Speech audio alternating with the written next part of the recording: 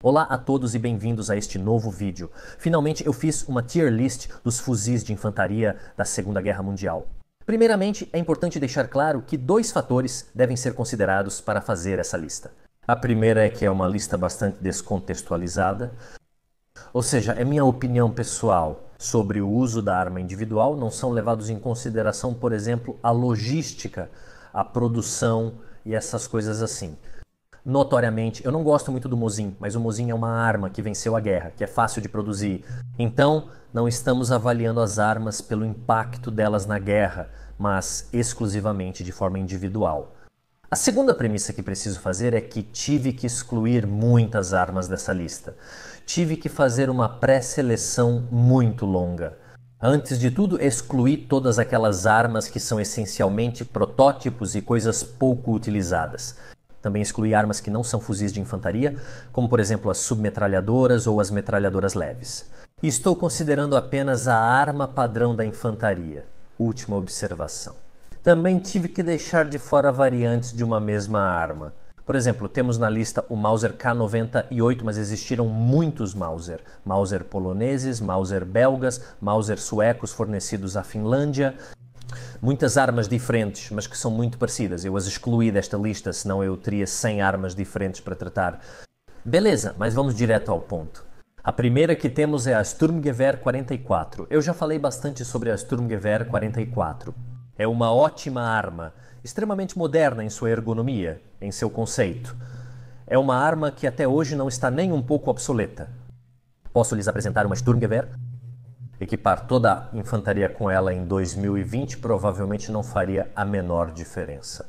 Se vocês não viram meu vídeo sobre isso, com certeza vão lá assistir. O STG-44 vai para a categoria mais alta de todas, a categoria A. Depois temos a WS-36, uma arma que não muitos conhecem, mas que é predecessora da SVT-40. Aqui quero fazer outro parêntese muito importante. A WS-36 não é uma ótima arma, é uma arma que tem problemas. Ergonomicamente tudo bem, mas internamente não é das melhores. Foi uma tentativa de criar entre o fuzil de batalha e uma arma automática, uma espécie de metralhadora leve. Um pouco do que os americanos fizeram com o Browning Automatic Rifle. Muitos de vocês talvez conheçam essas armas pelos videogames, que obviamente não mostram a realidade. Na minha e de muitos outros. Uma arma de carregamento semiautomático, automático, ou seja, autocarregável, está em um nível muito superior a qualquer outra. Ação por ferrolho. Há uma diferença fundamental nas capacidades da arma, se ela for semiautomática ou de ação por ferrolho.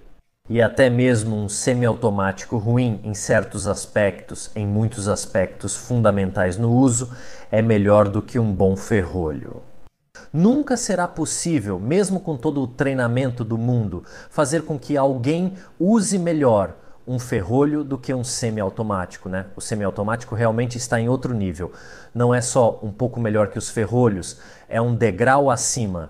Então, nesta lista, você nunca verá um ferrolho superando um semiautomático, porque existe uma diferença fundamental e chave, e queremos explicar isso para vocês. Dito isso, a WS-36 não é um bom semi-automático, é melhor do que o Mosin, provavelmente, que os russos usavam, então ela entra na categoria C. Provavelmente não é das melhores, mas veja, não é um ferrolho, essa é simplesmente a diferença importante. Depois temos a Risaka tipo 99. Os japoneses usavam vários modelos, também aqui por simplicidade. Em particular, eles misturavam tanto os antigos tipo 38 quanto os tipo 99, que são de outro calibre. A qualidade dos tipo 99 diminui.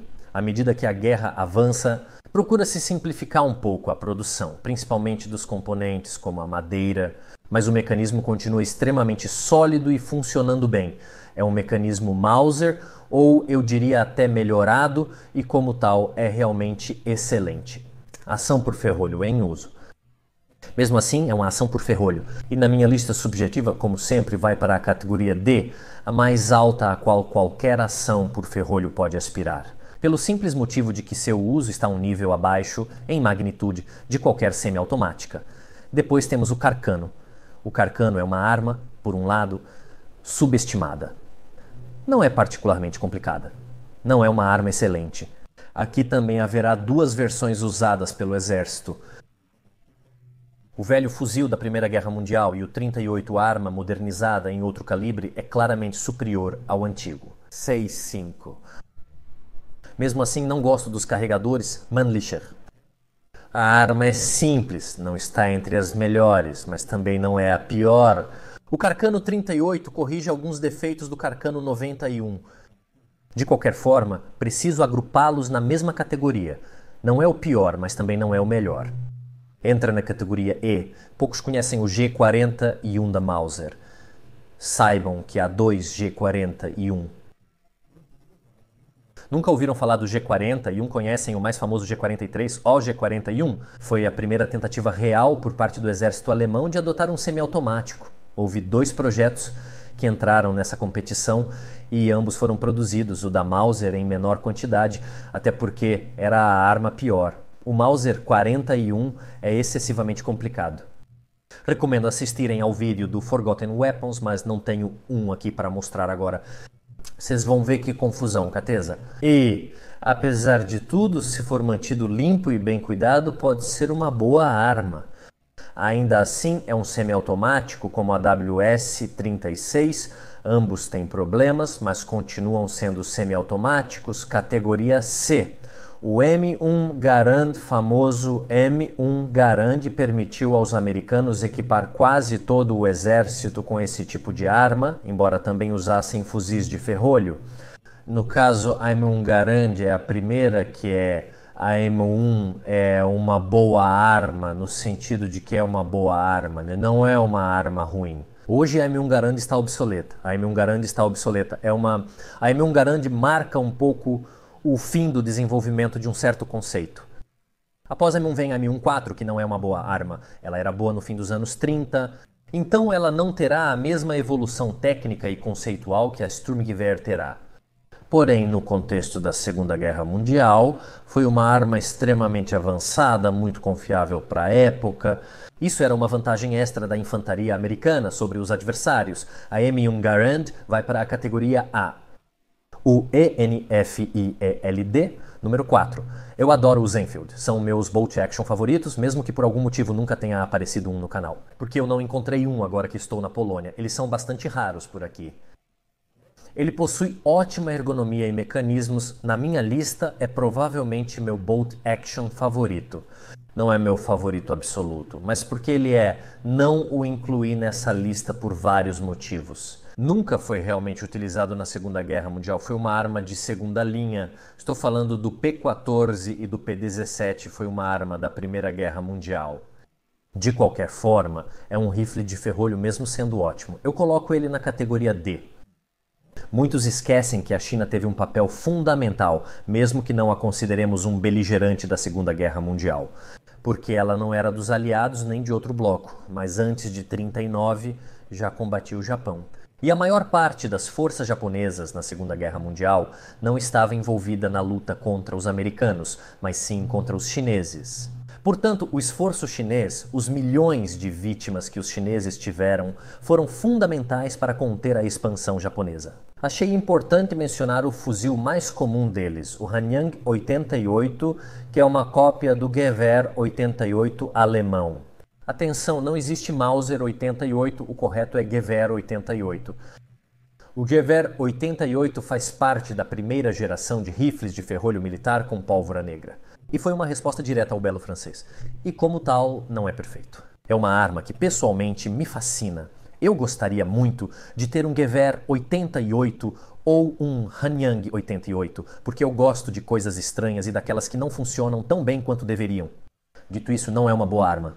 É uma arma que foi realmente produzida aos milhões pelos chineses, também amplamente utilizada, mas tem vários defeitos que armas de gerações posteriores corrigem. Então, eu coloco na categoria F. Não é uma boa arma? Aqui estamos com o SVT-40, famosíssimo, todos nós conhecemos. Um bom fuzil de batalha, ergonômico, carregador destacável de 10 tiros. Tem alguns problemas de precisão na dispersão vertical. Não é uma ótima arma para atirador de elite. Muitos usaram mira óptica, mas vários ainda preferiam o Mosin. Apesar disso, na minha opinião, foi uma boa tentativa de tentar introduzir uma arma semiautomática para a infantaria. É agradável de usar, se tiverem a oportunidade, atirem com ela. É uma boa arma no geral. Não é a arma definitiva, no Myung Garand está na categoria B. São ótimas armas, mas não perfeitas. Aqui está, eu tinha mencionado o 2 G40I1 e aqui temos o segundo, o G40I1 da Walther. O G40I1 da Walther era melhor que o G40I1 da Mauser e é muito parecido com o G43. Os caras da Inner Range simplesmente mostram como o G43 é uma evolução do G40I1, mas tão parecido que você pode pegar o bloco do transportador do G40I1 e colocá-lo no G43 e ainda assim funciona. A arma é tão parecida assim. A verdadeira diferença entre o G40 Walther e o G43 é que o G41 usa um sistema H que não é muito confiável. É o chamado sistema Bang ou Bang, que não é uma onomatopeia, mas sim um sobrenome. Dinamarquês, então se alguém fala dinamarquês, poderia me dizer como se pronuncia corretamente esse sobrenome? O chamado sistema de armadilha de gás não é a melhor ideia do mundo. Também não possui carregador removível sendo alimentado por stripper clips. É melhor do que o G41 da Mauser, mas ainda assim apresenta alguns problemas.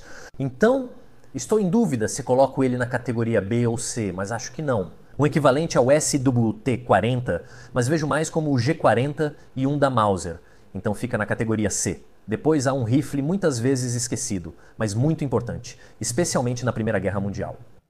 Na Segunda Guerra Mundial, ele teve vários papéis secundários, como tropas de guarnição, unidades de polícia e divisões de ocupação. Foi usado por muitos aliados, incluindo a Alemanha nazista e principalmente os húngaros. Originário do Império Austro-Húngaro, os alemães obtiveram vários com o Anschluss da Áustria, e os húngaros também possuíam muitos. É o Mannlicher 1895. É uma arma que já começa a ficar um pouco velha para a Segunda Guerra Mundial. É um straight pull. Eu não sou muito fã dos straight pull. Aliás, só para deixar claro, eu não incluí outra arma muito famosa na época, que é um excelente fuzil, que é o Schmidt-Rubin. O K-30 e um suíço não incluí porque não participou da guerra, porque se eu tivesse que incluir o K-30 e um... Pequena observação, muitas outras armas da época também não participaram da guerra, só para fazer uma lista.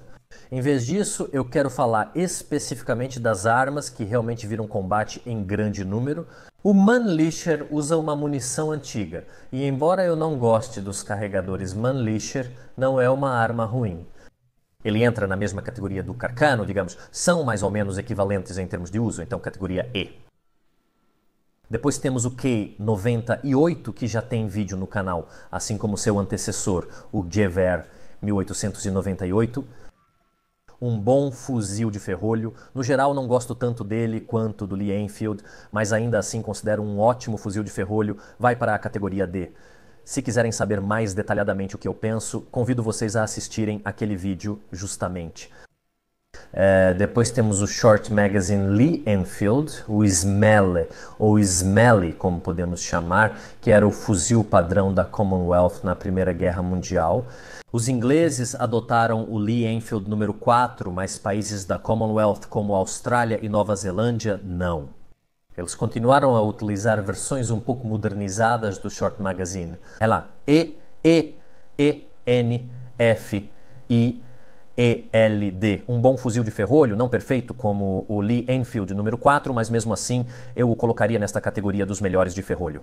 Aqui está o MAST 36. Com o MAST 36 confesso que não tenho tanta experiência assim. Premissa: não era para ser o fuzil padrão da infantaria. Os franceses queriam armar todos com fuzis semiautomáticos. O MAST 36 era pensado para tropas secundárias atrás da linha de frente, mas isso não ocorreu.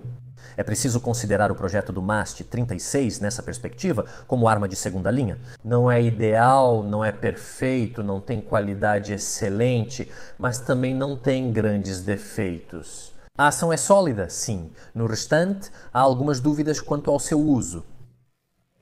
Não o conheço bem, só o manuseei e confesso isso. Gostaria de atirar com ele, minha opinião pode mudar. Mas por enquanto, ele entra na categoria E.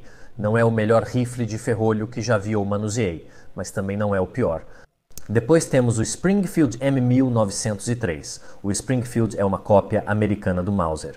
Sendo um Mauser, é um excelente fuzil. Assim como o Risaka, sem nos alongarmos muito, ele entra na categoria D, os bons rifles de ferrolho. Quando chegamos à Segunda Guerra Mundial, a maioria dos rifles de ferrolho, um pouco piores, que vimos bastante talvez na Primeira Guerra Mundial, já tinham sido eliminados. Só os melhores permanecem, com uma exceção notável à qual chegaremos em breve. G43. O G43 corrige vários dos problemas do G40 e um Walther. Embora não seja perfeito em particular, o sistema de gás fornece gás demais para o pistão e com o tempo ele quebra. Se vocês têm sorte de ter um G43 ou querem comprar um G43 verdadeiro, precisam verificar se o sistema de gás foi modificado. Digamos no pós-guerra, porque corre o risco de quebrar na sua mão, explodir na sua cara. Não estou brincando, é assim mesmo. No geral, uma arma decente, comparável ao SWT-40. Boas semiautomáticas, mas não perfeitas. FG-42, sobre o FG-42 aqui também estou um pouco dividido. Nunca atirei com ela, só a manuseei. Foi uma boa arma, mas por outro lado me parece um pouco um beco sem saída. Quanto à sua configuração, essa configuração estranha que poderíamos chamar de um meio bullpup, mas não exatamente.